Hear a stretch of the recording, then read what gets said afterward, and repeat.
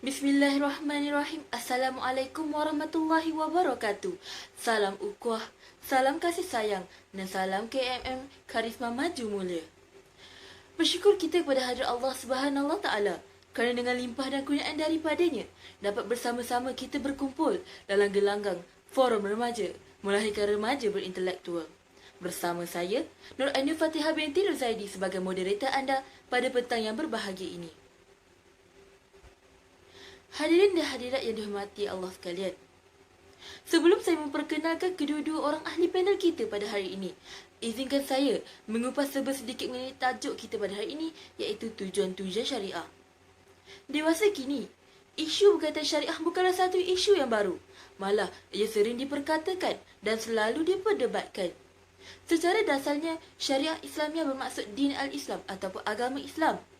Sejak Nabi Adam AS diutuskan oleh Allah ke atas muka bumi ini, Allah telah menurunkan syariah ataupun agama sebagai peraturan melalui wahyunya agar Nabi Adam AS dan keluarganya dapat hidup dengan aman dan sejahtera. Syariah Islamiah kepada Nabi Muhammad SAW pula diturunkan apabila wahyu pertama diturunkan, iaitu pada 17 Ramadan 13 tahun sebelum hijrah bersamaan dengan 610 Masihi. Wahyu ini kemudiannya diturunkan secara beransur-ansur selama 23 tahun sesudah baginda dilantik menjadi Rasul. Syariah Islam bukanlah hanya kepada manusia sahaja, malah ia juga kepada golongan jin. Hal ini bertepatan dengan firman Allah Subhanahu Wa Taala yang bermaksud, dan ingatlah, aku tidak menciptakan golongan jin dan golongan manusia, melainkan untuk mereka menyembah dan beribadah kepadaku. Surah Al-Zariyat ayat 56. Baiklah, tak kenal maka tak cinta. Tak didayung perahu masakan sampai ke seberang. Tak dipecahkan ruyung manakan dapat sagunya. Tak diperkenalkan tetamu, sudah tentu jiwa tertanya-tanya. Oleh itu, marilah kita berkenalan dengan dua orang ahli panel yang telah diundang khas untuk program pada hari ini. Di sebelah sana, tampak berseri mengalahkan bidadari, dipersilakan Dr. Nur Aina Akila binti Hassan yang merupakan pensyarah di Universiti Sains Malaysia dan amat dikenali dengan pelibatan beliau sebagai seorang aktivis. Assalamualaikum dan apa khabar, Doktor? Alhamdulillah, Cik Moderator. Saya sihat-sihat sahaja. Bagaimana Cik Moderator pula? Alhamdulillah, saya baik-baik sahaja.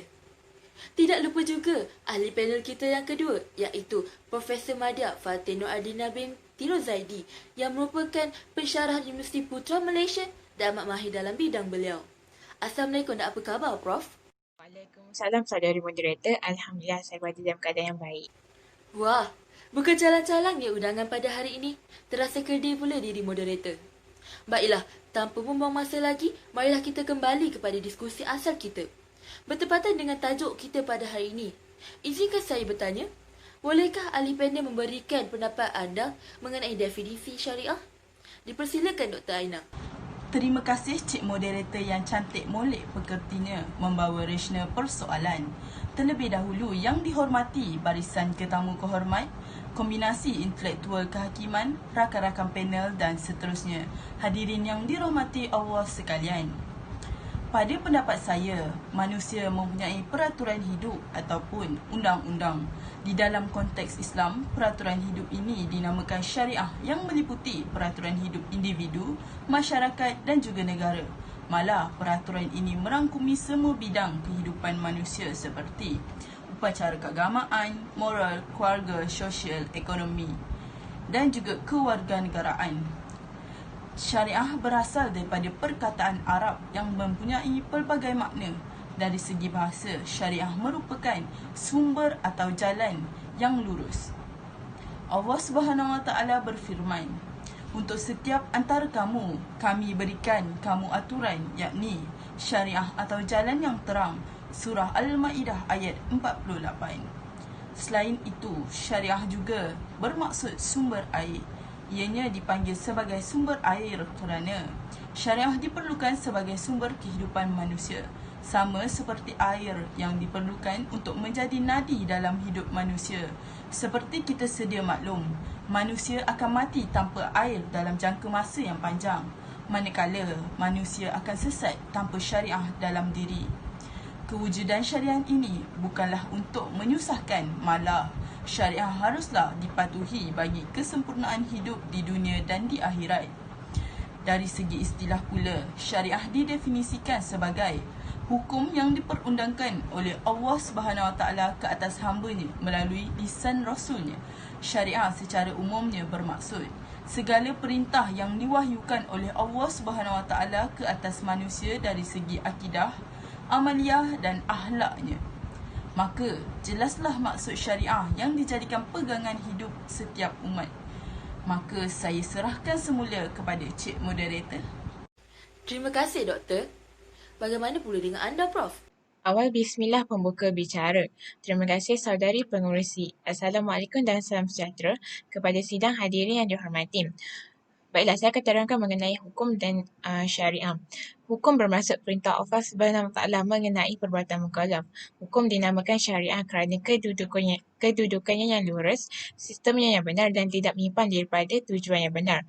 Apabila perkataan syariah disandarkan kepada Islam, ia bermaksud syariah yang diturunkan oleh Allah SWT yang merupakan khusus untuk agama Islam. Ini bererti syariah Islam yang digunakan bagi keseluruhan ajaran Islam. Dalam konsep ini, ia sinonim dengan din al-Islam dan milah. Ia juga boleh diterjemahkan ke dalam bahasa Melayu sebagai agama Islam. Terima kasih, Dr. Fatin. Berdasarkan apa yang telah dinyatakan oleh kedua-dua orang ahli panel kita sebentar tadi, maka jelaslah bahawa syariah itu khusus untuk agama Islam apabila perkataan syariah itu sendiri disandarkan kepada agama Islam. Perkataan syariah selalu didengar. Namun tahukah anda mengapa Allah wujudkan syariah di atas muka bumi ini? Sebenarnya, terdapat pelbagai tujuan mengapa Allah wujudkan syariah. Hadirin sekalian, masa yang ditunggu-tunggu telah pun tiba. Oleh itu, marilah kita memperdengarkan kupasan lebih lanjut mengenai tajuk kita pada hari ini, iaitu tujuan-tujuan syariah. Oleh itu, izinkan saya bertanya, Dr. Aina, bolehkah anda memberi pencerahan lebih lanjut mengenai tajuk kita pada hari ini? Dipersilakan. Terima kasih saudari moderator yang tidak kurang petah bicaranya. Pada pandangan saya, menjaga agama Islam adalah turutan pertama dalam tertib maqasid asy-syariah, mendahului kewajipan menjaga nyawa, akal, keturunan, maruah dan harta. Agama merupakan satu keperluan kepada setiap manusia kerana ia mengatur kehidupan manusia, menyatakan hubungannya dengan Tuhan dan hubungan manusia sesama manusia. Hal ini bertepatan dengan firman Allah SWT yang bermaksud, sesungguhnya agama yang benar dan diredai di sisi Allah SWT ialah Islam. Surah Al-Imran ayat 19. Islam datang untuk membebaskan minda dan kepercayaan manusia daripada belenggu khurafat, tahyul, kemunafikan dan kesyirikan. Islam mengajak manusia beriman kepada Tuhan yang satu dan esa, iaitu Allah SWT. Oleh itu, kita seharusnya menjaga agama dengan sebaik-baiknya. Allah SWT telah mensyariatkan kita untuk berjihad. Firman Allah SWT yang bermaksud, dan jihadlah kamu pada jalan Allah dengan sebenar-benar jihad. Dia, yakni Allah SWT telah memilih kamu dan dia sekali-sekali tidak menjadikan kamu agama suatu kesempitan. Surah Al-Hajj ayat 78. Allah SWT telah mensyariatkan kita untuk berjihad. Tapi, adakah kita faham maksud jihad yang sebenarnya? Dari sudut bahasa, jihad berasal daripada perkataan al-jud yang bermaksud keberatan dan kesusahan. Manakala, menurut istilah syarak, jihad ialah usaha Muslim mengerah segala daya dan tenaga untuk mencapai kemenangan Islam dan mencari keredaan Allah SWT. Hal ini bertepatan dengan firman Allah SWT yang bermaksud, dan berjihadlah kamu pada jalan Allah dengan sebenar-benar jihad. Dia, yakni Allah telah memilih kamu dan dia sekali-sekali tidak menjadikan kamu agama suatu kesempitan. Surah Al-Hajj ayat 78. Oleh itu, dalam Islam, jihad merupakan perjuangan yang bersungguh-sungguh untuk menegakkan perkara-perkara yang diperintahkan oleh Allah SWT dan membasmi perkara-perkara larangannya, sekalipun dengan mengorbankan hak-hak kepentingan diri sendiri. Terdapat 4 jenis jihad, iaitu jihad melawan nafsu, jihad melawan syaitan, jihad melawan bid'ah dan penyelewengan intelektual serta jihad melawan musuh yang jelas. Maka Allah tidak tepat jika jihad diertikan sebagai peperangan semata-mata. Hal ini kerana maksud jihad yang sebenar adalah lebih luas dan bukan hanya tertumpu pada erti peperangan sahaja. Seharusnya setiap Muslim itu melalui dan melaksanakan setiap peringkat jihad mengikut kemampuan diri masing-masing. Ia bermula dengan memperbaiki diri sendiri, yakni jihad melawan nafsu, seterusnya jihad melawan syaitan, jihad melawan bid'ah dan penyelewengan intelektual, dan jihad melawan musuh yang nyata. Jika kita selusuri sejarah para rasul, sahabat dan tabi'in, Islam tersebar dengan dakwah penuh ilmu, beradab dan diselami hikmah. Justru, Islam tidak sekali-kali mensyariatkan peperangan kecuali apabila keadaan memerlukan demi mempertahankan Islam dan umatnya. Maka, kegiatan yang dilaksanakan perlulah dijaga agar tidak bercanggah dengan ajaran yang berteraskan fahaman tauhid serta tidak menggugat akidah yang dianuti seseorang. Jika orang Islam yang keluar dari agama, yakni murtad, akan dikenakan hukuman kerana mereka telah mencemari dan merosakkan kemurnian agama. Sabda Rasulullah SAW yang bermaksud, tidak halal darah seseorang Muslim yang mengucap bahawa tiada Tuhan yang disembah melainkan Allah SWT dan bahawa aku, Rasulullah SAW, kecuali salah satu dari 3 perkara, iaitu membunuh, penzina sudah berkahwin dan meninggalkan agama. Hadis riwayat Al-Bukhari dan Muslim. Perbuatan ridah yakni murtad, iaitu keluar daripada Islam sama ada melalui perbuatan, perkataan, akan memperoleh hukuman bunuh. Hal ini dikukuhkan lagi dengan hadis Rasulullah SAW yang bermaksud, barang siapa yang menukar agamanya, maka bunuhlah dia. Hadis riwayat Al-Bukhari dan Muslim. Dengan ini, jelaslah bahawa menjaga agama merupakan satu tuntutan kepada kita sebagai seorang Muslim. Saya serahkan semula kepada Cik Moderator. Terima kasih, Doktor. Sungguh jelas penerangan Doktor sebentar tadi. Bagaimana pula dengan anda, Prof? Terima kasih saudari moderator atas soalan yang diujarkan. Sidang hadirin yang dihormati, Islam menganggap institusi keturunan merupakan satu fitrah manusia. Institusi keturunan dan kekeluargaan itu sebenarnya merupakan pendinding kepada satu lagi keperluan penting manusia dalam kehidupannya, iaitu maruah. Tahukah para hadirin sekalian apakah maksud maruah? Maruah berasal daripada bahasa Arab iaitu maruah yang secara umumnya boleh diertikan sebagai harga diri, budi pekerti yang mulia dan tindak tanduk serta tingkah laku yang baik berdasarkan prinsip-prinsip umat Islam. Umat yang bermaruah ialah umat yang memiliki jati diri dengan berpegang kepada ajaran Islam dan tidak terpengaruh dengan unsur-unsur asing yang boleh merosakkan dan mencemarkan maruah umat Islam. Maruah tidak dapat dibeli dengan wang atau harta. Oleh sebab itu, Islam menyuruh umatnya menjaga maruah. Tiada nilai bagi seseorang manusia yang tiada harga diri dan maruah. Justru pentingnya unsur ini dalam kehidupan manusia. Maka Islam mengajarkan manusia beberapa perkara untuk memelihara keperluan keturunan dan maruah. Antaranya ialah sistem perkahwinan yang teratur, hubungan kekeluargaan yang harmoni dan sistem perlainan jenis yang terhormat. Seterusnya, untuk mengelakkan dari berlakunya kerosakan terhadap keperluan asas ini, maka Islam melarang dan mengenakan hukuman yang keras bagi kesalahan seperti perzinaan, jenayah rogol dan sebagainya. Syariat Islam amat mementingkan persoalan ini. Memelihara maruah dan keturunan manusia merupakan salah satu matlamat syariah. Oleh itu, segala bentuk yang boleh membawa kepada pencabulan maruah dan keturunan manusia adalah dilarang sama sekali. Jika diperhatikan tegahan dan larangan Allah SWT, ianya mempunyai tujuan yang satu, iaitu untuk menghindarkan manusia daripada terjatuh ke lembah kehinaan. Contohnya seperti pengharaman zina. Zina adalah salah satu daripada jenayah hudud. Mazhab Syafi'i mendefinisikan zina sebagai persetubuhan antara lelaki dan perempuan yang haram baginya, sama ada kerana tiada sebarang akad perkahwinan atau akad syubhah, atau sama ada tiada hak milik atau syubhah milik dan tahu bahawa perbuatan itu adalah haram.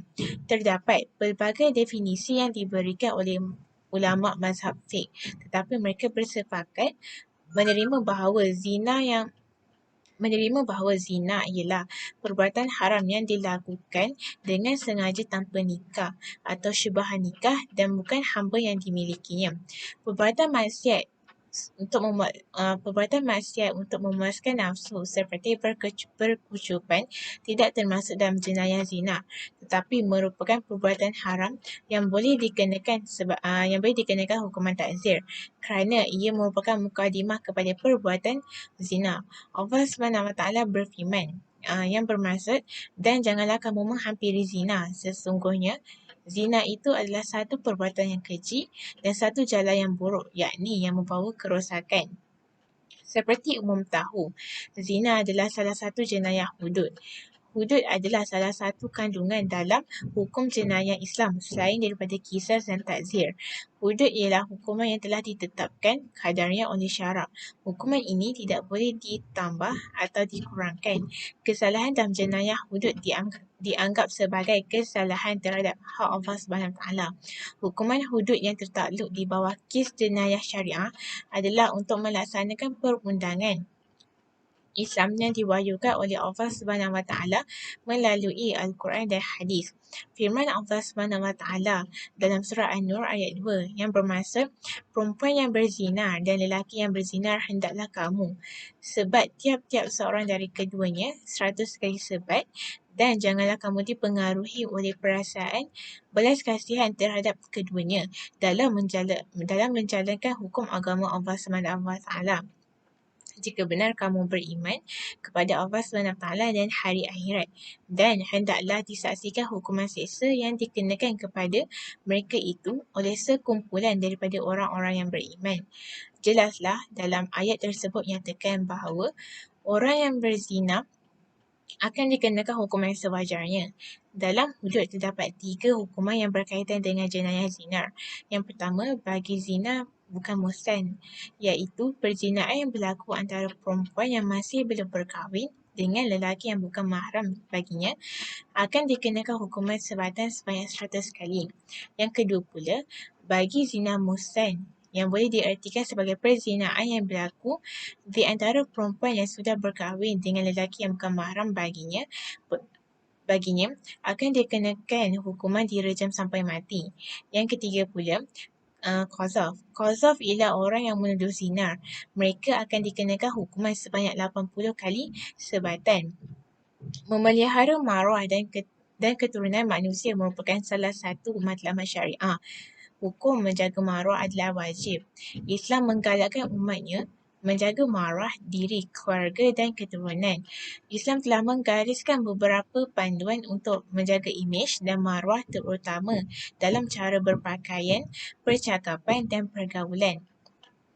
Maka sudah menjadi kewajipan orang Islam untuk menjaga maruah diri kerana menjaga maruah mempunyai pelbagai kebaikan dan hikmah yang tersendiri.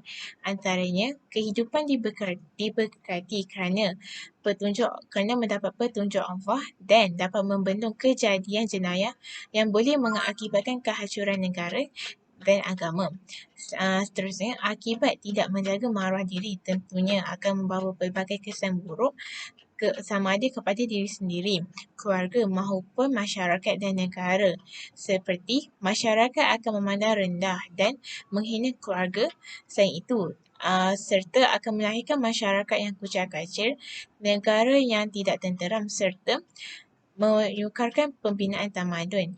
Seterusnya, apabila dikatakan zina, biasanya akan dikaitkan dengan kelahiran anak tidak sah taraf. Nama anak tidak sah taraf ini tidak boleh dibintikan atau dibintikan dengan lelaki yang menyetubuhi perempuan secara zina kerana Islam tidak mengiktiraf sama sekali hubungan zina ini. Selain itu, Islam juga mengharamkan menasabkan nama anak angkat kepada bapa angkat kerana seolah-olah telah mencuri darah daging orang lain. Firman Allah SWT yang bermaksud, panggillah anak-anak angkat itu dengan berbintikan atau berbintikan bapa-bapa mereka sendiri. Cara itulah yang lebih adil di sisi Allah SWT. Sekian dan sampai di situ sahaja daripada saya. Pandangan yang amat bernas daripada Profesor Fatin. Sebelum kita meneruskan pembincangan kita yang masih hangat ini, marilah kita bersama-sama berehat sebentar Dan jangan ke mana-mana bersama kami dalam Forum Remaja melahirkan remaja berintelektual. Keenakan buah kurma dari Timur Tengah. Kelazatan buah kurma yang tiada bandingannya. Buah kurma Safia, Wasim, Safina dan banyak lagi. Pastinya menjadi pilihan anda setiap masa. Pilihan eksklusif. Kembali semula kita dalam gelanggang Forum Remaja melahirkan remaja berintelektual. Bertepatan dengan apa yang telah kita bincangkan sebentar tadi, sebenarnya terdapat pelbagai lagi tujuan syariah. Oleh itu, Doktor, apakah tujuan syariah selain apa yang telah kita bincangkan sebentar tadi? Terima kasih kepada saudari pengerusi yang sentiasa aktif menanyakan banyak persoalan yang intelek. Pada pendapat saya, tujuan syariah yang seterusnya ialah menjaga nyawa. Menjaga nyawa adalah bermaksud menjaga roh daripada kebinasaan sama ada secara individu maupun secara umum. Justru itu, Islam telah mewajibkan setiap individu untuk menjaga keselamatan diri masing-masing dan pada masa yang sama melarang keras perbuatan yang boleh mengancam keselamatan nyawa diri sendiri atau orang lain. Sebagai contohnya, dalam peraturan jalan raya, kita perlulah patuh kepada lampu isyarat agar kita dapat mengelakkan daripada berlakunya kemalangan. Begitu juga dengan manusia, Allah SWT telah menentukan yang terbaik buat hamba-Nya. Jika kita merasai kesedihan, jangan menyakiti diri atau nyawa sendiri maupun orang lain sebagai penyelesaian setiap masalah. Hal ini mewajibkan seseorang itu memelihara nyawanya dan nyawa orang lain sejajar dengan firman Allah SWT iaitu yang bermaksud, dengan sebab yang demikian itu kami tetapkan atau Bani Israel bahawasanya sesiapa yang membunuh seseorang manusia tanpa alasan yang membolehkan membunuh orang itu atau melakukan kerosakan di muka bumi, maka seolah-olah dia telah membunuh manusia semuanya. Dan sesiapa yang menjaga keselamatan hidup seseorang manusia, maka seolah-olah dia telah menjaga keselamatan hidup manusia semuanya. Surah Al-Ma'idah ayat 32. Maksud ayat tersebut menjelaskan bahawa nyawa perlu dipelihara oleh setiap individu.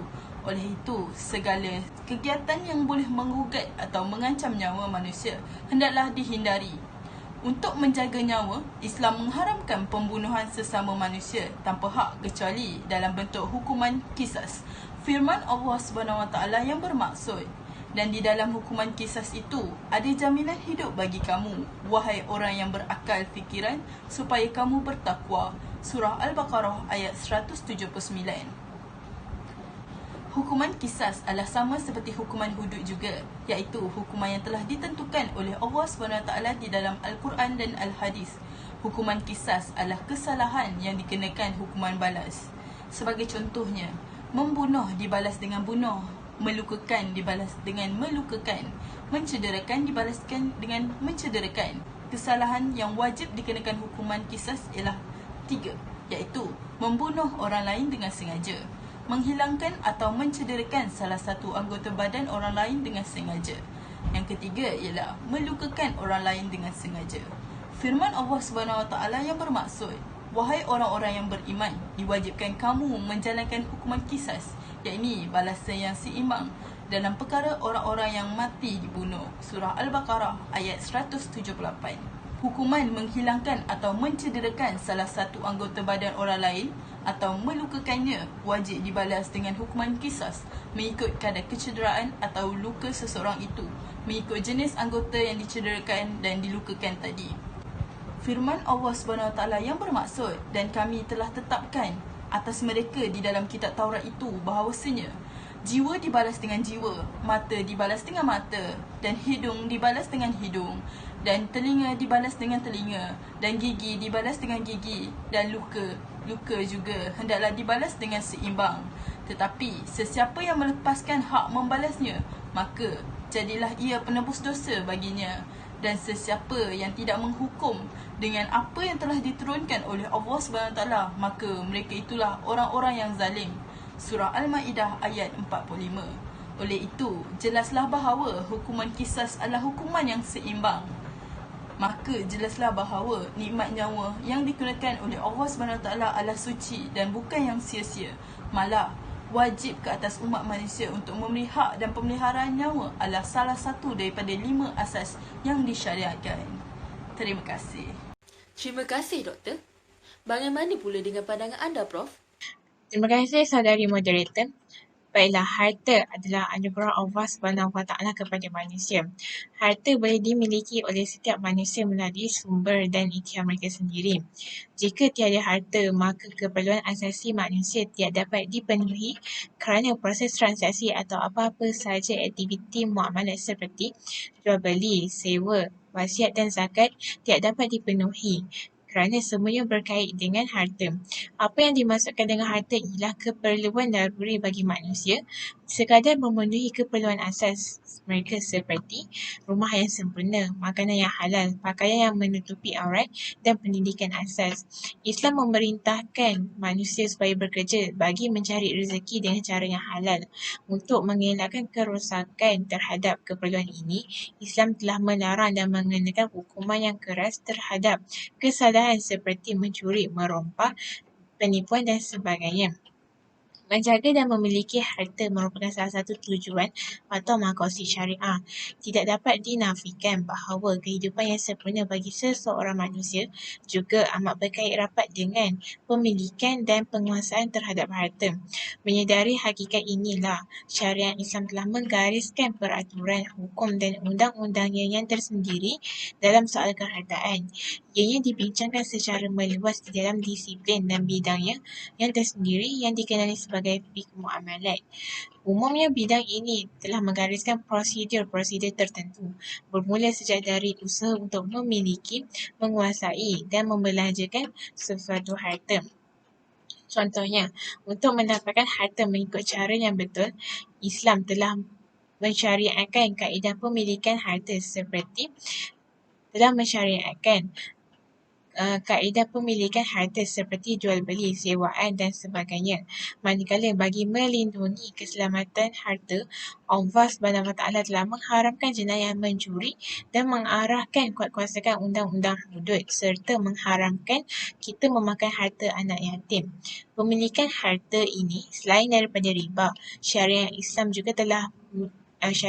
juga misalnya telah mengharamkan perjudian, rasuah dan pengurangan atau penipuan dalam timbangan. Allah SWT berfirman yang bermaksud orang lelaki yang mencuri dan orang perempuan yang mencuri, maka yakni hukumannya potonglah tangan mereka sebagai satu balasan dengan sebab apa yang telah mereka usahakan, iaitu juga sebagai suatu hukuman pencegahan daripada Allah. Dan ingatlah, Allah Maha Kuasa lagi Maha Mengetahui, lagi Maha Bijaksana. Syariat Islam juga telah menetapkan cara dan kaedah yang tertentu bagi membelanjakan harta. Di antaranya, syariat Islam telah mewajibkan zakat kepada harta-harta yang tertentu dan menggalakkan sedekah dan pemberian hadiah dalam keadaan yang tertentu. Firman Allah SWT yang bermaksud, hendaklah kamu membelanjakan harta kamu pada jalan Allah dan janganlah kamu mencampakkan diri kamu ke dalam kebinasaan. Surah Al-Baqarah ayat 195. Pemeliharaan harta menurut syarak terbahagi kepada dua aspek, iaitu aspek yang pertama adalah dari segi wujud, iaitu melakukan sesuatu bagi mewujudkan, mengekalkan atau mengembangkannya, dan dari segi adam pula, iaitu memelihara sesuatu daripada kehilangan atau kerosakan setelah wujudnya harta. Dari segi wujud, bagaimana cara untuk mewujudkan harta, mengembangkan harta dan mensyukurinya sebagai aset yang diberi oleh Allah SWT. Yang pertama, berusaha dan bekerja mencari rezeki. Secara logiknya, harta tidak akan diperolehi jika seseorang itu hanya berhad di kerusi yang empuk di rumah. Bahkan, harta hanya boleh dihasilkan melalui suatu pekerjaan yang dilakukan oleh seseorang. Justru Islam amat menggalakkan umatnya supaya berusaha mencari pekerjaan yang baik, lagilah halal, supaya beroleh kesenangan di dunia dan keberkatan di akhirat. Saranan bekerja dapat dilihat dalam firman Allah yang bermaksud, setelah selesai menunaikan solat, maka bertebaranlah kamu di muka bumi ini, yakni untuk menjalankan urusan masing-masing, dan carilah apa yang kamu hajati dari limpah kurnia Allah. Yang kedua pula adalah menginfakkan harta pada jalan Allah. Ini adalah salah satu cara yang berkesan untuk mensyukuri nikmat Allah. Selain cara untuk mengembangkan lagi harta yang dimiliki. Ini kerana apabila seseorang itu bersedekah, berzakat atau memberi hadiah kepada orang lain, Allah memberi jaminan bahawa harta pemberi itu tidak akan berkurang, malah akan dilipat gandakan oleh Allah Subhanahu Wa Taala. Ini seperti firman Allah Subhanahu Wa Taala yang bermaksud, perumpamaan orang yang membelanjakan hartanya di jalan Allah adalah seperti sebiji benih yang tumbuh menerbitkan 7 tangkai. Tiap-tiap tangkai itu pula mengandungi 100 biji lagi. Tambahan pula harta yang diinfakkan itu akan menyucikan harta-harta mereka daripada sumber-sumber yang diragui serta menyucikan hati mereka dari sifat bakhil dan kedekut. Seterusnya dari segi Adam pula, Allah telah mengajar manusia pelbagai kaedah dan cara dalam menjaga harta daripada kerosakan dan kehilangannya. Begitu juga Allah telah menetapkan hukuman dan ancaman bagi mereka yang merosakkannya, dengan sengaja. Perkataan judi dalam Al-Quran selalu digandingkan dengan perkataan dengan sengaja. Pertama, pengharaman judi. Judi adalah salah satu bentuk permainan dan pertaruhan yang merugikan dan melalaikan. Perkataan judi dalam Al-Quran selalu digandingkan dengan perkataan arak. Perkara ini ada dinyatakan dalam Al-Quran iaitu firman Allah Subhanahu Wa Taala yang bermaksud, mereka bertanya kepadamu mengenai arak dan judi. Katakanlah kepada keduanya ada dosa besar dan ada pula beberapa manfaat bagi manusia. Tetapi doa keduanya lebih besar daripada manfaatnya. Juga ada dinyatakan bahawa arak dan judi merupakan faktor kepada permusuhan dan kebencian manusia angkara hasutan syaitan. Maka kedua-duanya mendatangkan kemudaratan kepada manusia dan bertentangan dengan maqasid syariah. Yang kedua pula adalah pengharaman riba. Firman Allah Subhanahu Wa Taala yang bermaksud, wahai orang yang beriman, janganlah kamu makan atau mengambil riba dengan berlipat ganda. Riba merupakan salah satu faktor utama yang menyebabkan hilangnya perasaan hormat menghormati, tolong-menolong selain merupakan satu bentuk penindasan seseorang yang kaya kepada orang yang miskin. Harta yang diperolehi daripada riba adalah haram dan ia menyumbang kepada kekotoran dan kemusnahan harta tersebut. Maka dalam memelihara dan menjaga harta kurniaan Allah, elemen riba perlu dihapuskan dalam sistem kehidupan masyarakat Muslim. Seterusnya, pengharaman pembaziran. Pembaziran adalah salah satu bentuk kemusnahan harta yang seringkali dilakukan manusia. Kehendak, yakni bukan barang keperluan yang ingin dipenuhi, akhirnya memakan diri apabila harta yang dibelanjakan tidak lagi berbaki. Maka inilah yang dikatakan boros dan membazir. Allah menyifatkan orang yang suka membazir sebagai saudari syaitan, yang mana mereka berkongsi sifat kufur yang sama. Firman Allah Subhanahu Wa Taala yang bermaksud, janganlah engkau membelanjakan hartamu dengan boros yang melampau. Sesungguhnya orang yang boros itu adalah saudara syaitan, sedang syaitan itu pula adalah makhluk yang sangat kufur kepada Tuhannya. Akhir sekali adalah pengharaman mencuri. Syariat Islam telah meletakkan kesalahan mencuri sebagai salah satu bentuk kesalahan di bawah hukuman hudud. Hukuman bagi pencuri adalah dengan memotong tangan mereka agar timbul kesedaran dan penyesalan kepada pelaku, dan juga dapat memberikan pengajaran kepada orang lain untuk takut melakukan jenayah sedemikian. Maka jelaslah di sini bahawa Allah tidak mengurniakan harta kepada manusia secara sia-sia. Justru beberapa aspek pemeliharaan harta perlulah diberi perhatian dan dijauhi bagi yang haram supaya harta tersebut terus diberkati dan menjadi saham kita di akhirat kelak. Sekian, terima kasih daripada saya. Kembali semula kepada saudari moderator. Terima kasih, Profesor. Kelihatannya doktor ingin menambah sesuatu. Persilakan. Terima kasih kepada Cik Moderator. Menjaga akal dan pemikiran merupakan salah satu daripada matlamat syariah Islam yang seterusnya.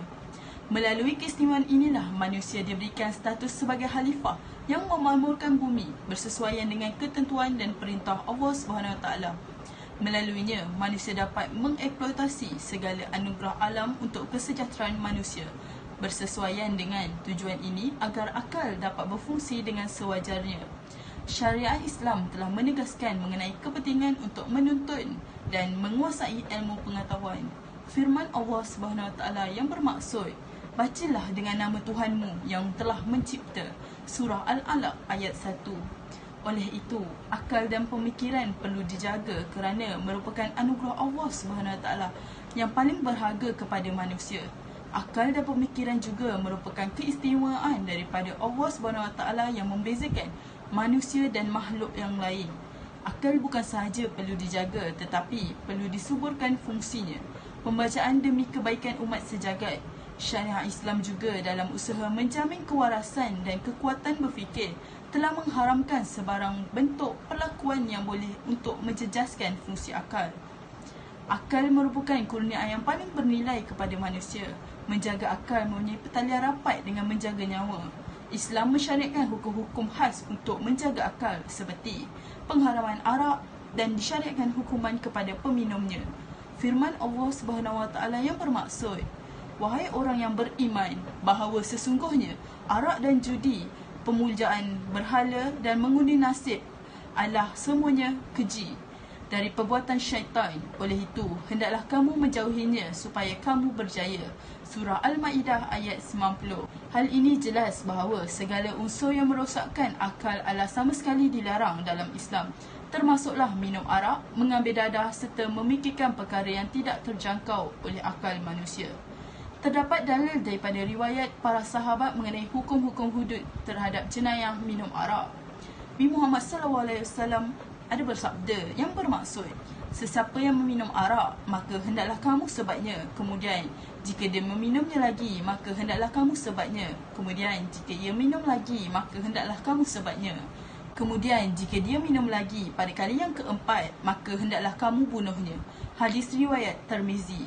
Hal ini dikukuhkan lagi dengan hadis yang diriwayatkan oleh Anas bin Malik radhiyallahu anhu yang bermaksud, sesungguhnya Nabi Muhammad SAW dan Sayyidina Abu Bakar merotan peminum arak dengan pelepah dan sendal sebanyak 40 kali. Hadis riwayat Muslim. Maka jelaslah bahawa akal akan bertindak balas melalui pelbagai ilmu yang dimiliki. Jika akal atau minda manusia tidak diisi dengan ilmu pengetahuan, ianya akan mengakibatkan kelemahan kekuatan berfikir. Jika ini terjadi, manusia akan mensia-siakan fungsi kemanusiaan dan kekhalifaan kehidupan mereka, akan menjadi rendah nilainya dan kadang-kala lebih hina daripada haiwan yang hanya hidup untuk makan, minum dan memuaskan hawa nafsu sahaja. Oleh itu, syariat untuk menjaga akal adalah amat dititik beratkan sebagai seorang Muslim. Itu sahaja daripada saya serahkan semula kepada Cik Moderator. Terima kasih, Doktor. Hadirin sekalian, apa yang saya dapat simpulkan mengenai tajuk kita pada hari ini ialah, yang pertama, setiap individu yang beragama Islam itu perlu sentiasa berusaha untuk memenuhi tuntutan syariah agar kesejahteraan bersama dapat terus terjaga. Yang kedua, setiap masyarakat perlulah bersama berganding bahu untuk menghayati hukum-hukum Allah dan undang-undang negara agar kesedaran yang ada ini dapat membantu untuk membendung masalah-masalah akhlak yang menimpa generasi masa kini daripada terus berleluasa. Setiap manusia sebagai seorang khalifah di muka bumi Allah ini wajib untuk menjauhi keburukan dan kemungkaran dalam mencari kemaslahatan dalam apa jua keadaan agar keredaan dan ketinggian yang tinggi di sisi Allah dapat diraih. Wallahu a'lam bishawab. Nampaknya kita sudah berada di penghujung rancangan kita. Tetapi sebelum itu, sebelum kita menamatkan forum kita pada hari ini, terdapat beberapa soalan yang ingin ditanyakan oleh para penonton dalam laman Twitter kita kepada para panel. Soalan pertama daripada _. Beliau bertanya, jika seseorang membunuh seseorang dengan sengaja, adakah ada jalan lain yang boleh selamatkan diri pembunuh daripada hukum kisas, iaitu bunuh dibalas bunuh? Ahli panel, tolong berikan jawapan anda. Terima kasih atas soalan yang dilontarkan. Dalam Islam, seorang yang disabitkan kesalahan membunuh boleh dilepaskan daripada hukuman kisas apabila waris kepada si mati memaafkannya dengan dikenakan ke atas pembunuh itu ganti rugi yang dipanggil sebagai diat. Firman Allah SWT yang bermaksud, maka sesiapa pembunuh yang dapat sebahagian keampunan dari saudaranya, pihak yang terbunuh, maka hendaklah orang yang mengampunkannya itu mengikut cara yang baik dalam menuntut ganti nyawa, dan si pembunuh pula hendak menunaikan bayaran ganti nyawa itu dengan sebaik-baiknya. Yang demikian itu adalah satu keringanan dari Tuhan kamu serta satu rahmat kemudahannya. Sesudah itu, kepada sesiapa yang melampaui batas untuk membalas dendam pula, maka baginya azab seksa yang tidak terperi sakitnya. Surah Al-Baqarah ayat 178. Saya berharap dengan penerangan ini dapat menjawab persoalan yang ditanya. Terima kasih Dr. Aina. Soalan seterusnya ialah daripada Anon. Assalamualaikum ahli panel. Saya difahamkan bahawa Undang-Undang Pewarisan Islam iaitu Faraid telah menetapkan bahagian-bahagian yang patut diperoleh oleh waris-waris si mati. Kenapa saya perlu membazirkan wang dan masa untuk menulis wasiat? Persilakan ahli panel untuk menjawab soalan yang sukar ini. Okay. Terima kasih di atas soalan yang diajukan. Baiklah, sebenarnya pembahagian faraid adalah untuk waris-waris. Sedangkan wasiat pula membenarkan pembahagian 1/3 daripada harta pusaka kepada bukan waris yang memerlukan. Wasiat memberi peluang kepada orang Islam untuk terus mendapat pahala selepas mati kerana mewasiatkan hartanya untuk tujuan kebajikan atau agama Islam. Di samping itu, pewaris boleh melantik wasi untuk mentadbir harta pusaka dan penjaga harta anak di bawah umur. Diharap jawapan tersebut menjawab persoalan yang ditanyakan. Terima kasih diucapkan kepada Profesor Fatin. Soalan yang ketiga ialah daripada Adam Nia. Assalamualaikum. Saya merupakan pelajar dari UiTM Dengkil. Izinkan saya bertanya, apakah syarat-syarat yang perlu ada seorang itu boleh dikenakan hukum hudud kerana meminum arak? Dipersilakan ahli panel untuk berikan jawapan. Okey, baiklah. Untuk mensabit kesalahan minum arak, perlu kepada 3 perkara. Yang pertama ialah pensabit melalui keterangan saksi atau pensaksi. Saksi mestilah 2 orang atau memenuhi ciri-ciri dan syarat sebagai saksi, seperti saksi kesalahan zina. Kesaksian wanita tidak diterima dalam kes-kes hudud. Yang kedua ialah pengakuan daripada tertuduh. Dan yang ketiga iaitu bukti lain, seperti bau mulut atau nafas seseorang yang minum arak atau muntah yang mengeluarkan arak atau sebarang minuman yang memabukkan. Yang kedua ialah pemerhatian mahkamah terhadap keadaan situasi tertuduh melalui percakapan, perbuatan ataupun tubuh badan dan sebagainya. Dan dalam bab karinah, kedua-dua perkara di atas boleh dijadikan bukti seseorang itu telah melakukan kesalahan minum arak, melainkan jika tertuduh dapat membuktikan sebaliknya. Jadi saya harap penerangan ini jelas untuk menjawab persoalan tadi. Terima kasih sekali lagi, Doktor. Baiklah, soalan terakhir yang merupakan daripada Ariel_Ifan. Assalamualaikum Forum Remaja. Izinkan saya bertanya, adakah berdosa jika seorang ibu meletakkan anak tak saf taraf yang dilahirkan olehnya di pusat jagaan bayi yang tidak diizini, iaitu baby hatch, yang disediakan oleh pihak tertentu? Persilakan ahli panel. Terima kasih di atas soalan yang diajukan.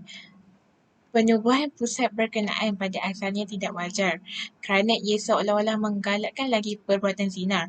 Walau bagaimanapun memandangkan ia dibuat dengan tujuan untuk menyelamatkan nyawa akibat pembuangan bayi atau untuk menyelamatkan akidah akibat penyerahan bayi kepada aktiviti agama lain, maka penubuhannya dianggap perlu bagi mengelakkan kemudaratan yang lebih besar.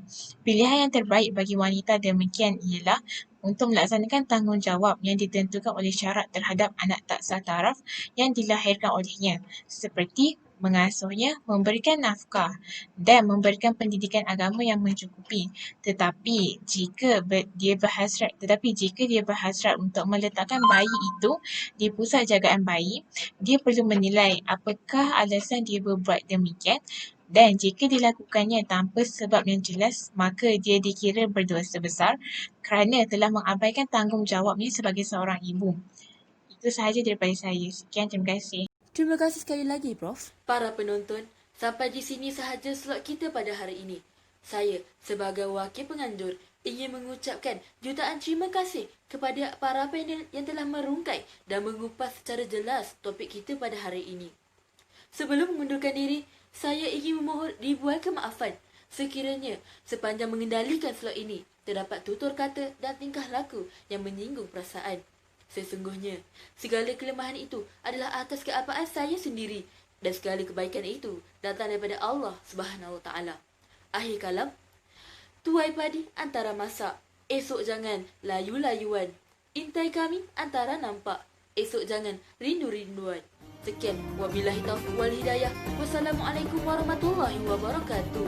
Dan jumpa lagi dalam masa yang sama dalam gelanggang Forum Remaja melahirkan remaja berintelektual. Sekian, terima kasih.